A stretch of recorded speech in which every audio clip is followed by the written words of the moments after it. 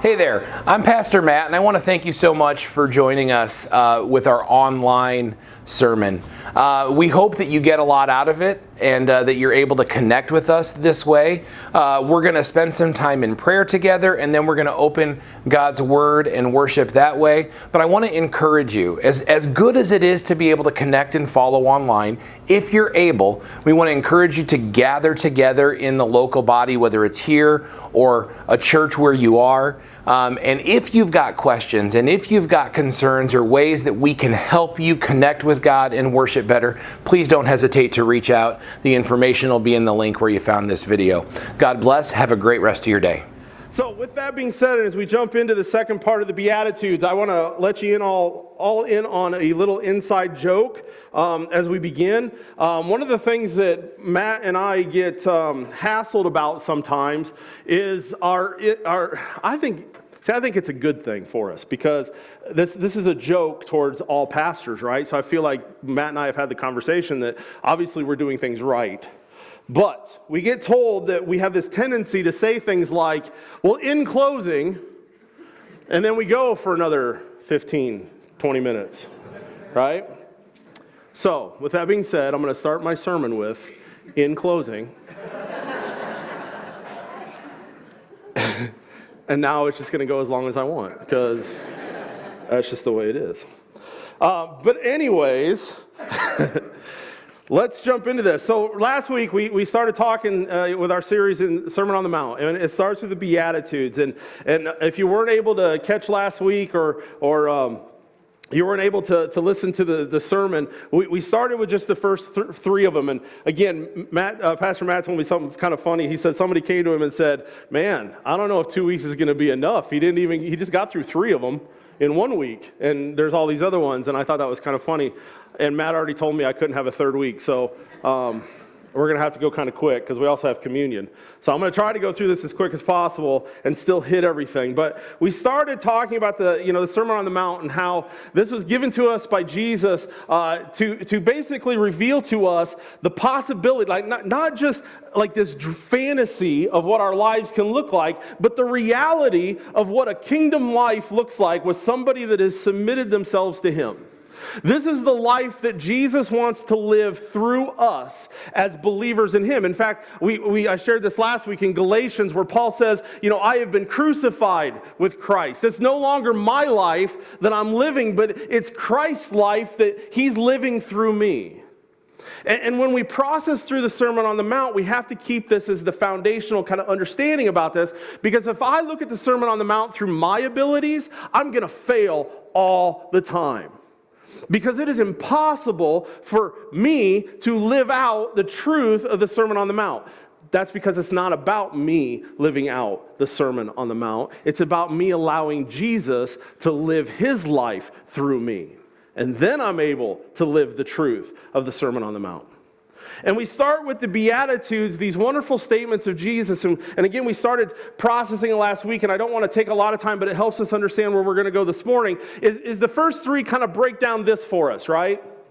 So here's the first three Beatitudes. How do we live the blessed life? How do we live the joyful life? Well, the joyful life is only found in Jesus, and the Beatitudes are walking us through how we have a life in Jesus. First, blessed are the poor in spirit, for theirs is the kingdom of heaven. There's the realization of our spiritual condition, right? Without Jesus, I am spiritually bankrupt. I am completely broken and wicked. I am sinful. Total depravity. Apart from Jesus, there is nothing good in my life. Not there's just a little bit of bad.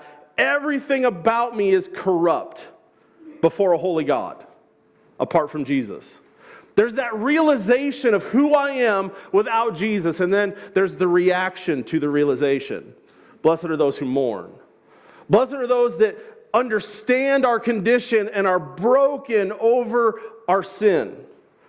Where we actually are just broken by the fact that we have rebelled against God, that we have sinned against God, that our sin keeps us from a God that loves us and has made us and desires so much for us, that we're broken by it. Which then leads into our response. Realization reaction, and then I respond. Blessed are the meek, those that humble themselves before God. Those that actually humble themselves, understanding their need, understanding their stance before God, and submitting their lives to Christ. Blessed are those that hand their lives over to Christ. And one of the things we talked about last week is the fact that many times we can be fooled into thinking that we've given our lives to Christ when we haven't necessarily given our lives to Christ. We just don't want to face the potential possibility of going to hell. So it's like a defiant submission is the way we talked about it last week. It's well, if my options are to go to heaven or to go to hell, and all I got to do is believe in Jesus, then I'll believe in Jesus because I'd much rather go to heaven than go to hell. But I'm not really going to submit to Him. Right? I'm not really, it's still my life. I'm still in control of this. And see, this gets touchy when you start talking about it because a lot of times we go, don't question my salvation. I mean, here's the thing. I know for a majority of my Christian life, when I was a kid, I can guarantee you, I know this clear as day, that a lot of the times I submitted to God was not because I was truly broken by my sin. I just didn't want to be punished for my sin. Oh, I spent many times at the altar in tears. But it was never because I was submitting to actually change. I just didn't want to be judged. And I'm sharing this again, not to make any of us be like, but this is where we have to understand. Jesus is saying, if you want the joyful life, it's not about just submitting to Him out of defiant submission in the sense of, I just don't want to be punished, but it's about submitting to Him out of love. Because of the love that He has for you and what He has done for us. Like joyfully and willfully saying, Lord, here is my life. It is yours. And I'm going to live everything that I have, every breath that I have, every thought, I want it to be glorifying to you. Not because I have to, but because I want to. Right? There's one of the differences in Christianity is I know for most of my young life, my Christianity was based on I'm going to try to be good because I have to. And a lot of the times when I lived with the I have to mentality, I hated the idea of being a Christian. There's a lot of frustration, a lot of anger, a lot of, God, you're just keeping me from things. It's going to be joyful to me. You're trying to make it so I'm not happy. You're trying to make it so I'm not enjoying the world. But I don't want to go to hell. Versus, Lord, I'm going to obey you and submit to you because I want to. Because you're amazing and you're awesome and you died for me and you live for me and you offer yourself to me. That's what I want. So we go over all of that because when we look at the rest of the Beatitudes, here's what's awesome. You look at realization and the reaction and the response, and then everything after this one, all the rest of the Beatitudes, actually is Jesus revealing to us the results of our submission. He's basically telling us, these are the things that you're going to see in your life when you truly submit to me. When you give your life to me and you are meek before me. And you become part of my family, you become part of my kingdom. When you are one of my disciples, this is the evidences that you're going to see lived out. This is the result of your submission. See, this is why the rest of the Beatitudes are so amazing because when you think about this, it's evidence of our transformation. When we walk through the rest of these this morning, I hope that it excites us because these are the things Jesus is saying. Hey, if you want proof that you are chasing after me, you're going to see this in your life, and this is evidences of your transformation. Because He's telling us this is going to get you excited because you're going to see the work that I'm doing in you. Also, when we see these other Beatitudes start working in our lives, it's going to give us confidence that the grace of God is powerful. Because when you start seeing your life changing, you see who you were and now who you are and who you're becoming, you're going to see the power of God's grace in your life. It's going to excite you. Not only is it evidence of your change, but it's going to give you confidence of what's possible.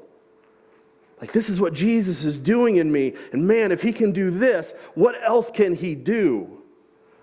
Which then the Beatitudes, then the rest of these become our motivation to keep growing and to keep maturing and to keep chasing after Jesus. Because He's giving us a picture of who He's created us to be. He's like, I died for you and I rose again because this is who I want you to be. This is who I've created you to be. I'm empowering you to be this person. And it motivates us to say, Lord, this is what I want. I want the fullness of everything you provide in this side of eternity.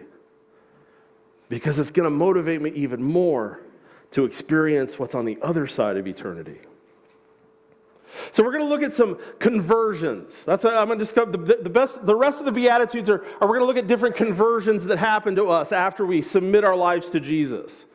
And I said this last week, nobody is ever going to experience these conversions until we first go through steps 1 through 3. I'm never going to experience the first one that says, blessed are those who hunger and thirst for righteousness. I'm not going to hunger and thirst for righteousness until I'm radically transformed by the grace of Jesus Christ. So that's the thing we have to understand, that these build upon each other. You can't jump to 4 until you deal with 1 through 3. So we're going to talk about some conversions, this process of change that God is doing in us when we give our lives to Jesus. So the first one is, it's a conversion of our desires in life. The first is a conversion of our desires, a change in what we long for and what we hunger and thirst for. The desire of our life changes when we submit to Jesus. Blessed are those who hunger and thirst for righteousness, for they will be filled. Blessed are those who hunger. So this morning, when you think about this, you got to ask yourself the question, what are you hungering and thirsting for this morning? What is the desire of your heart this morning? What is the desire of your life? When Jesus uses these words and he talks about hunger and thirst, he's not just talking about the stomach is kind of rumbling. He's saying this is intense hunger. Like, I have to have this. And see, we don't understand, like, in most context of us this morning, and I don't want to speak for anybody, but, you know, this is one of the things that I always chuckle with my own kids with. You know, they go like 2 hours without eating, and the next thing I hear is, I'm starving. And I'll be like, no, you're not. And we have this argument all the time, like, I'm starving. It's like, kid, you've never even experienced a hunger pain, I guarantee it, right? Because it's an idea that many of us probably have never experienced, but Jesus was probably talking to some people that have actually gone through some intense moments of hunger.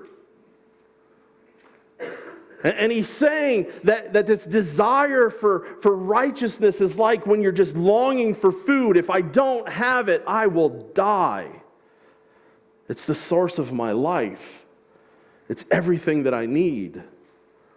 Hunger and thirst for righteousness. It's the same thing with my kids, and I'm just as guilty as this too, but it cracks me up because they'll come and be like, I'm so thirsty. Go get some water. I want a Dr. Pepper. It's like, you're not really thirsty then. But I am. It's like, no, you're not. Right? Don't we do the same thing? I'm so thirsty. And we go get a pop that doesn't satisfy thirst. We don't understand this intensity of what Jesus is talking about here. Now, here's the thing that's amazing about this when you think about righteousness, is if you look at Scripture is pretty clear on what our righteousness is. We actually sing, one of our songs that we sing, we sing these words, you're my one defense, my righteousness. What Jesus is ultimately saying here is that we hunger and thirst for Him. An intense, passionate desire of like, Lord, if I don't have you, if I'm not feeding off of you, Lord, it is like I am dying of lack of food and a thirst that is, I'm parched without you. I need Jesus. But there's two ways of looking at this hunger and thirst for Jesus. First is this. Someone that has submitted their lives to Jesus. Now, don't get me wrong, this might stronger, weaker, different day. I'm not trying to say like it's constantly, but you're going to have this in your life. You're going to have a hunger and thirst for Jesus if you're a follower of Jesus, if you're a disciple, born-again believer in Jesus. It's a hunger and thirst for intimacy with Jesus. Right? Remember, this is evidences that we've submitted to Jesus. So a person that says, I've submitted to Jesus, but hear me, I mean, I'm not trying to be mean or rude, but this is Jesus' words. If you don't have a hunger and a thirst for intimacy with Jesus, you might want to ask yourself, have you really submitted to Jesus? Because Jesus says you're going to want me. You're going to desire for me. Now, don't get me wrong. There's going to be days where, I just said yesterday, yesterday was a bad day. Spiritually, I was being rebellious and hungering and thirsting for Jesus. So I'm not trying to say that there's going to be moments where you're going to wrestle with this and you're going to have times where it might struggle and all of that. But overall, you're going to have a hunger and thirst for Jesus. An intimacy. I want to be close to Jesus. But not only that, you're going to have a hunger and thirst, not just for the intimacy of Jesus, you're going to hunger and thirst for the very life of Jesus to be manifested and living through you. You're going to want to live righteous. You're going to have a desire to want to live a holy life. You're going to say the same thing as Paul. Listen to what Paul says in Philippians. He says, I want to know Christ. That's the intimacy part. I want to know Christ. He wants to be intimate with Jesus. And then he says, and to know the power of his resurrection. That's Paul saying, I hunger and thirst to live the life of Jesus. He's like, I want to know the power of the resurrection and participate in his sufferings, becoming like him in his death, and so somehow attaining to the resurrection from the dead. Like, this is Paul announcing this is the hunger and thirst he has. He's like, as a Christian, I want Jesus and I want to live his life. I want to experience the power of Jesus in my life. That's what I hunger and thirst for. That's what I desire. More than anything else, this is what I desire. But what I love is Paul then goes on and says this. He's like, not that I have already obtained all of this or have already arrived at my goal, but I press on to take hold of that for which Christ took hold of me. He's saying, I'm still hungry. I'm still thirsty. And every day of my life, I'm pursuing this one thing. I'm pursuing to know Jesus intimately, and I'm pursuing to know the power of Jesus in my life. That's my desire. Now, I share this because the world is going to try to get us to have everything but this as our number one desire. And there's going to be times where we're going to start getting things wrong and we're going to get off course. And that's why Jesus says, hey, just come back and let's get back on course. Because when I look at this, there's many times I can say, Lord, I don't feel like that's the desire of my heart. And Jesus says, it's okay. Remember, submit to me. That's your job. Submit to me. And I will give you a hunger and a thirst for me that you've never experienced before. But your job is to submit to me. He gives this promise of we will be filled. Those that hunger and thirst for righteousness will be filled or they'll be satisfied. Here's the thing that I want us to understand with that. That doesn't mean that you're going to partake of Jesus and then the hunger and thirst is going to go away. In fact, the more that you partake with Jesus, the hungrier you're going to get. It's crazy because he's saying you're going to be satisfied, you're going to be filled, but then the reality is you actually start starving, you're like, I want more. And let me give you what this might look like. It's kind of like this. Any time that you try to get, when you start seeing results in the things that you're doing, right?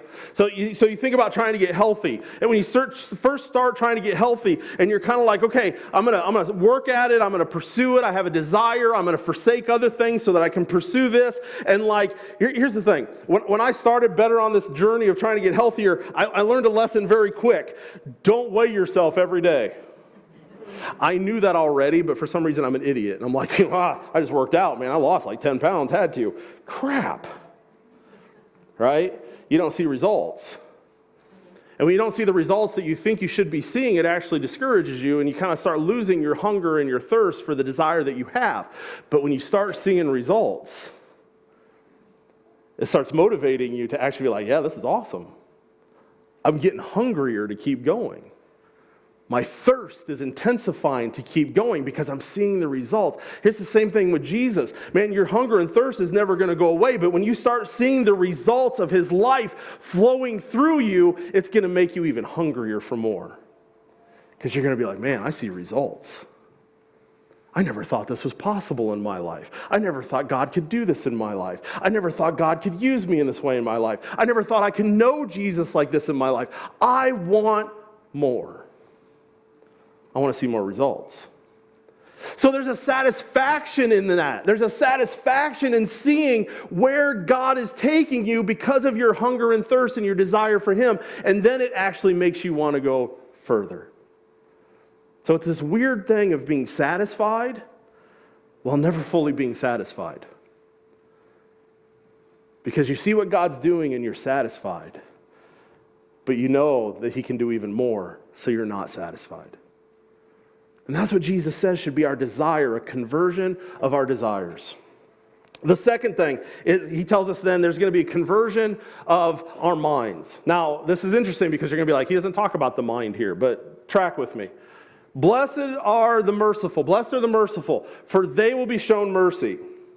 When we submit to Jesus and give our lives over to Him and we're truly disciples of Him, our desires are going to change, and then we're going to start seeing a change, a conversion in our minds. Think about mercy for a moment. Mercy basically means showing compassion, kindness, goodness to people, right? Showing them these things when they really don't even deserve it. When you choose not to seek revenge, where you choose not to get even, when you choose not to give people what you think they deserve, but instead choose to show compassion, kindness, and goodness towards them. In the Scriptures, we are called to things like patience and kindness and gentleness and faithfulness and self-control. These are things that we're called to as Christians. We're called to forgive one another, to bear one another's burdens. This is what we're called to. But the issue is, many times when we hear these words of patience and kindness and gentleness and compassion and forgiveness, we attach these actions with feelings. Right? Like, I struggle to forgive because I don't feel like forgiving. I struggle to show compassion because I don't feel like showing compassion. I don't feel patience. I don't feel kindness. But here's the thing. Mercy, to be a person of mercy, is not primarily connected to your emotions, but it's primarily connected, it's a decision of your will. Right? Forgiveness. Here's the thing. If I'm going to wait till I feel like forgiving somebody, I'm never going to forgive them. Right? I mean, here's the thing. If I'm going to wait to be kind when I feel like it, man, I'm not going to be kind very often. I mean, I'm looking right at him. You ever talk to Philip? I mean, sometimes it's like, I don't want to be kind. I'm sorry, dude. What I love more than anything is when they were sitting down, his own wife, Haley looks at me, she's like, I'm so sorry. I was like, that is awesome. But this is what I'm saying. If we wait till we feel like it, we're not going to live out these things that we're called to as followers of Jesus, because I don't feel like being kind. I don't feel like being compassionate sometimes. I don't feel like showing mercy. Many times I don't feel like being self-control. I want to snap. I want to go off. I want to say what I think and what I feel. I want to just blow up at people. I want to smack people. Right? This is what I feel. I watch things on TV and I want to shout and scream and call people names and be like, you're stupid, you're an idiot, why do you do this? But Jesus says, no, compassion, patience, forgiveness. It's not an issue of emotion, it's an issue of will. And an issue of will is based on how you choose to think. See, if we allow God to change what's controlling our mind, we're all of a sudden going to, if like we let God, the way He wants to, the Spirit of God, change the way we think, you're going to see that then is going to change the way you view the world. It's going to change the way you view people. It's going to change your attitudes towards things and your attitudes towards situations around you and circumstances. It's going to change even how you feel over time. Many times we're trying to change the way we feel when what you need to do is change the way you think. Because notice what the Bible says. Paul says this. Finally, brothers and sisters, whatever is true, whatever is noble, whatever is right, whatever is pure, whatever is lovely, whatever is admirable, if anything is excellent or praiseworthy, think about such things. He didn't say feel towards these things. He says think about such things. So when I think about that scripture, here's the thing that goes through my mind. What if we started living like this? What if the people that God calls us to show mercy to, compassion, kindness, gentleness, and He calls us to be people of mercy, what if instead of thinking about them with all the negative stuff that goes through our head, we started thinking about them this way? Okay, I got some issues with this. I'm going to start thinking about whatever is true and whatever is noble. I'm going to think about whatever is praiseworthy in them. I'm going to think about whatever is good about them. I'm going to think about whatever makes them worth. And, that's the way I'm going to view this. I'm going to view every circumstance in life through the lens of, okay, Lord, like my heart is heavy and my feelings are out of control, but I'm going to choose to think on whatever is true and noble and right and pure and lovely and admirable. Because when I allow my mind to be changed by the power of Jesus Christ, now I'm in a place where I can start showing true mercy. Because I haven't made it about my feelings, I made it about the way I think to the world around me and to the people around me. See, even if the only thing that we ever think on is the mercy that Jesus showed us, it's more than enough to empower us to show mercy to anyone. See, that's the thing. If you want to be a person of mercy, it's, again, not about changing your feelings. Focus on the mercy that Jesus showed you. And when you choose to think on the mercy that Jesus showed you, you will be empowered to show mercy to anyone. And Jesus actually taught us that when He told us about the parable of the unforgiving servant that owed so much money and was forgiven, but then turned around and demanded money from someone that owed him just a little bit. Instead of thinking about what he had just been forgiven, he based more off feeling of, you better respect me and give me what you owe me. And that's what Jesus says to us. He's like, listen, if you want to be a person of mercy, think on how much I've forgiven you. Focus on how much mercy I have shown you. And He says, and the promise will be, you will be shown mercy. Now here's the thing. When we choose to be unforgiving, Jesus is clear that restrains and holds back God's forgiveness to us at times. But here's the thing. I believe when we choose to allow God to transform the way we think and we become people of mercy, we're going to find ourselves in a place where we rest in the assurances of the mercy that God has already given us. Right? I don't know about you, but there's many times in my life where I will spend my time actually questioning whether, like, God, are we cool? Like, is your mercy, am I in your mercy right now? And I think there's assurances and confidences when we choose to live as people of mercy, God will show us even in more abundance the mercy that He has already shown us. I think Jesus talks about that when He tells us, remain in my love. Allow your thoughts to remain in my love. Or allow your thinking to remain in my love. Because apart from me, you can do nothing. But when you stay in my love, you will experience the fullness of my mercy. So there's a changing of your mind. Then there's a conversion of our hearts. He goes on and said, blessed are the pure in heart, for they will see God. Notice how these are building on one another, right? I desire Jesus. I desire His life. I'm allowing Him to transform the way I think and the way I view the world and how I treat people around me. And now He's saying, blessed are those that have a pure heart. A pure heart simply means this: a person that has a singleness of heart towards God, meaning we are undivided. Unfortunately, I think if most Christians were honest with themselves, we would say that we do not live a very undivided life. I know I can say that. Lord, yes, on Sunday morning, I'm very undivided. It's all about you, Jesus. But how much is it about Jesus come Monday morning? How pure of heart am I that I am completely, again, focused on being single, having a singleness of heart towards God? Where it's uncompromising, right? My desire to please God is uncompromising. I don't go back and forth depending on where I'm at or what's happening or who I'm with.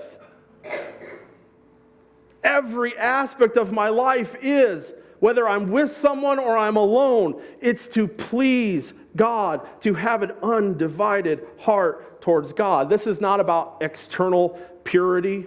It's not about just what I do on the outside, but it's that internal purity of the core of who I am, uncompromisingly devoted to Jesus.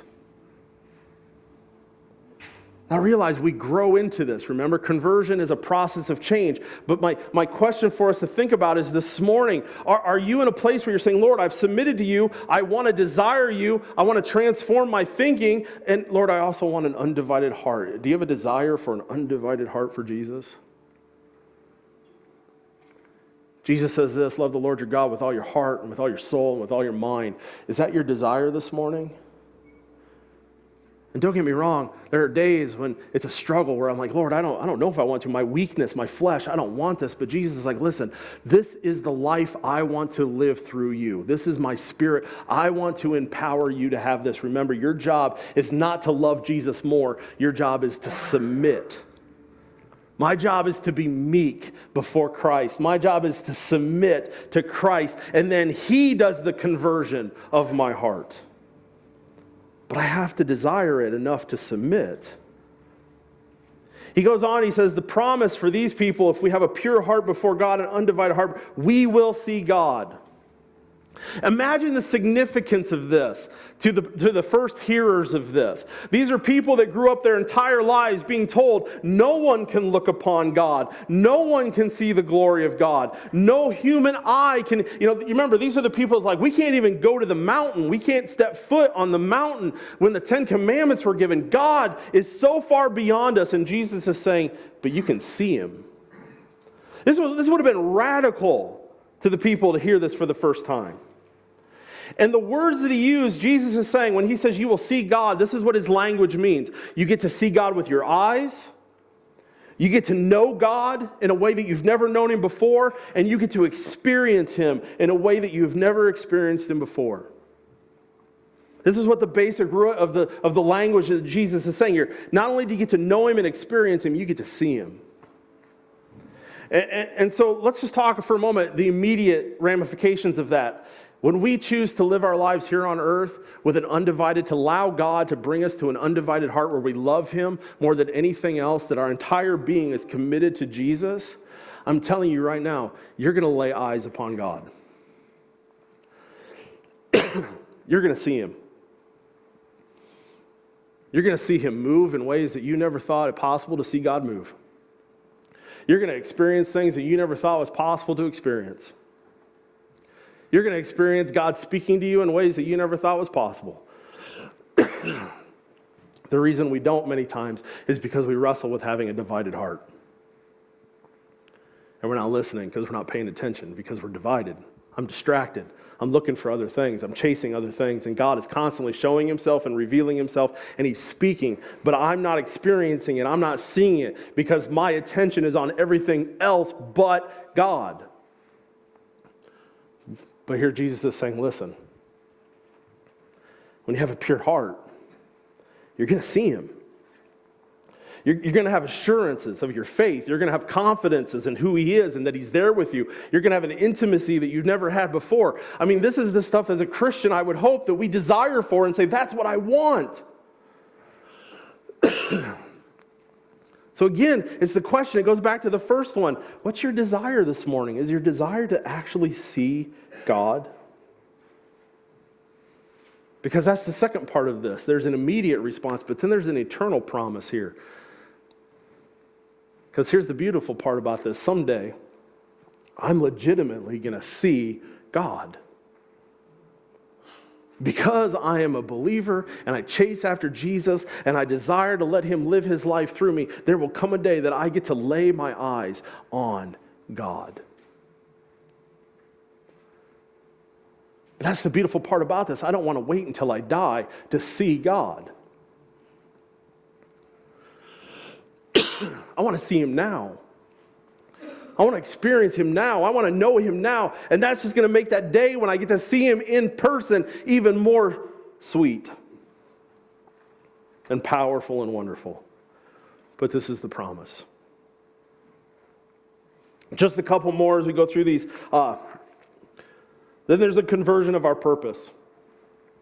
So a conversion of our heart, which then leads to a conversion of our purpose. Blessed are the peacemakers, for they will be called children of God. Simply, this one's really easy to talk about. Peacemaker, when you think about this isn't just about breaking up fights between people, even though that's important. Be a peacemaker, right? Do that. right? Try to have unity and do that. But the number one thing that you and I are called to as disciples of Jesus Christ is to be ambassadors of reconciliation.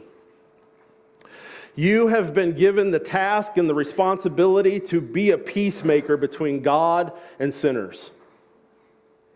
Blessed are the ones that take their responsibility serious to go take the message of peace to those that need to hear it. Be a peacemaker, right?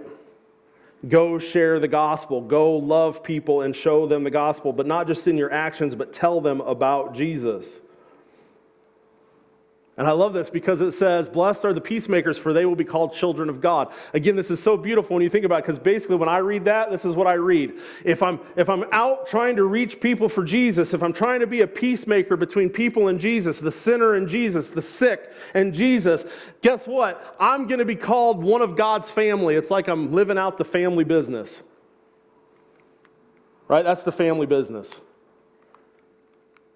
That's what Jesus is about. He's like, I didn't come for the righteous. I came for the sick. I came for the sinner. I came for the ones that were lost. I came for the sheep that's missing. That's who I've come for. And when we choose to be ambassadors of reconciliation, when we choose to be peacemakers, we're going to have a blessed life of purpose because we're going to be living out the family business.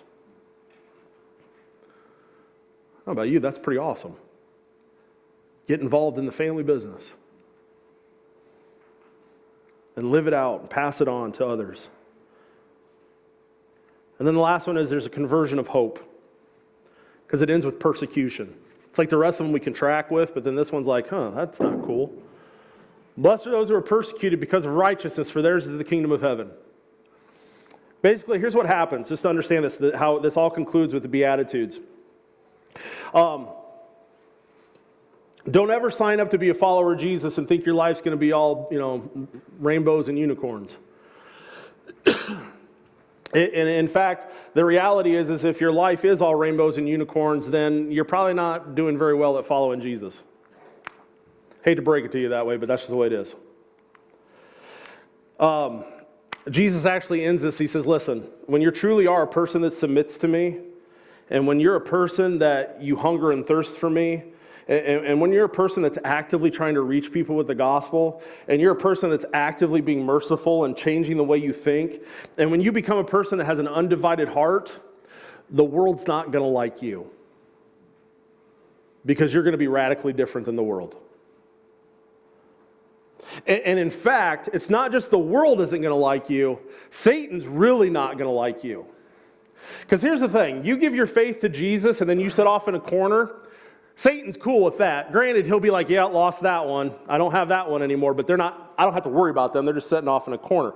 Jesus is talking about people that aren't sitting off in the corner. Jesus is talking about people that are actively out there in the family business, glorifying him, seeking him, telling people about him, trying to make a difference. Satan ain't going to like that, and he's going to come after those that want to step up and get in the game. And Jesus is actually saying you should be happy when you get persecuted, because it shows that you're in the game. It shows that you're being used for the glory of God. See, what I love about the gospel is there's no fine print to Jesus' gospel, because Jesus says this: if the world hates you, keep in mind that it hated me first. If you belong to the world, it would have loved you as its own. As it is, you do not belong to the world, but I have chosen you out of the world. That is why the world hates you. Man, there's no fine print in Jesus' gospel.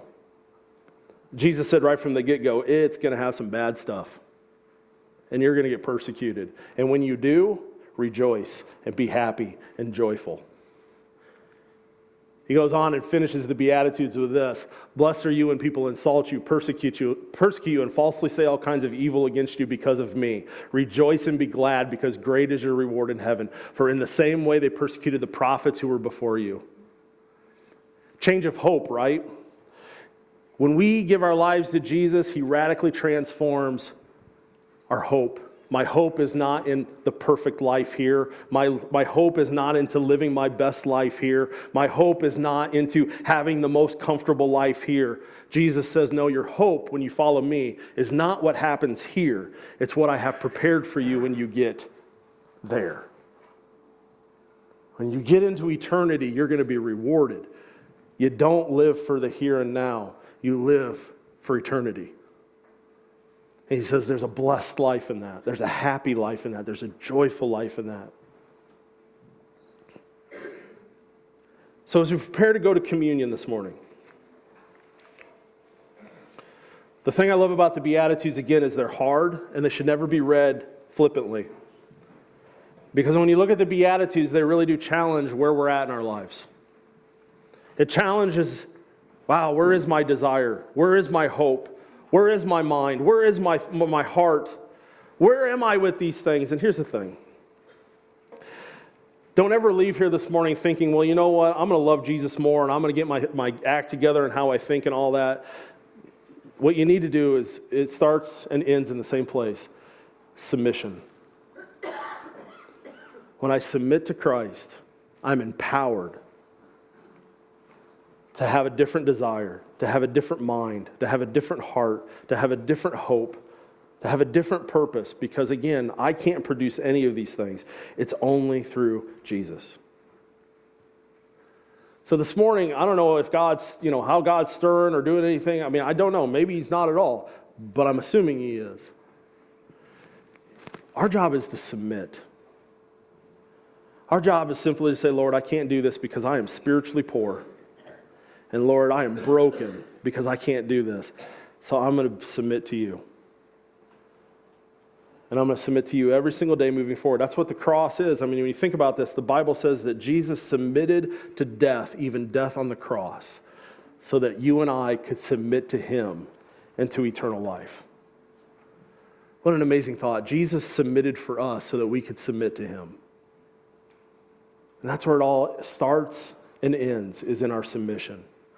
So I'm going to ask the elders to come and get ready with the communion. I'm going to ask us right now while they do that. I just want to ask, just spend a moment in prayer.